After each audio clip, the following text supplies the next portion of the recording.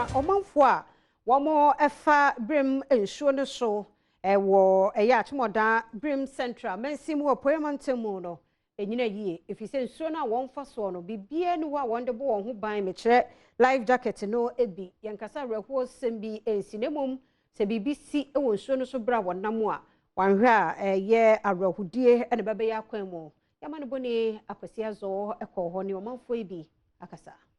Omanfo wotwa Birim esukese a wo Akyem Oda a wo Birim Central mensininim a wo apoyamantemu na sesei won kada adwamu sanse woni akade bi ebabo mo amwatwa sa nsue enipa beso ha ne akire na etukwan wo Birim esukese no so a wobetimi ahwere won kwan sanse won fa nhyehyeye bi anwu akwan mu a wode beboa se nsubonto a otena so edetwa nsuo no wobenya akade a ebabo won ho ban afiri nsuo no so woni adom kase ama ne boni kwasi azo etwetwe nkomo na akuafo bi a otena nsubonto so detwa nsuo edeto Municipal Assembly nenim say ebeyanka womre won akade e fene life jacket ni bi se de beya wo betimi e de abo won kwa ho ban ye fancy so de yapone se de ana ho kire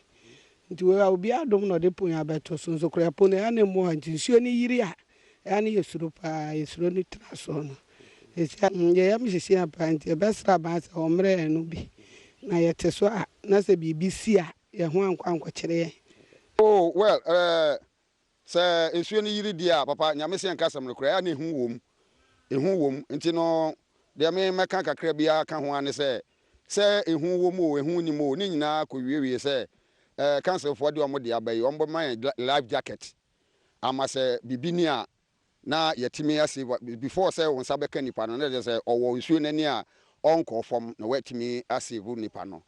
aha nti life jacket de nyame se nka no kra ye hia no wa ha pa Isa no manfo so wo sunti Birim Central Municipal Assembly no ene mpanifo bi a wo Akyem Oda ene de esubonto akese mienu ene akade ahodo a ye frɛ ne life jacket nso akwakoma wo mo se de be ya wo betimi e de abo ho ban e wo nsuo no so wode saa ne mayi ekomo mo ena opanyipa a woda Birim Central Municipal na no Victoria Du ade to adom kase anim se sika wo boabo ano e wo mansininim ena wode kɔtɔ saa kanu ene life jacket yi e ma akuafo se de be ya wo betimi e de abo won kwa ho ban assembly no hu ne se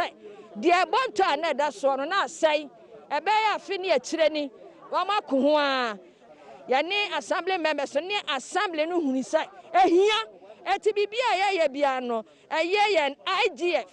ye fa sa sika no ayenya no emoabo ano ne enya bonto no eti ampara ebe sa bosumi mienu ntam ni ye di ho dwuma enne ba ko aye krado ena ye hunu ho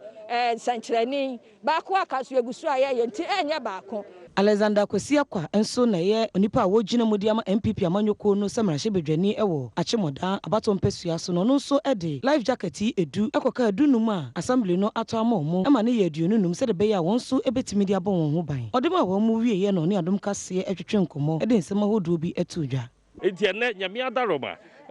empanimfo eye Akyem Oda citizens a meka ho de life jackets ni 15 ana me so me de edu a yato ya brandi ya de ba ma o manfo na wo mo a omutwa nsuo no sabe kodo papa no mutim nanso bibia timisi enti utwa na so hye life jacket na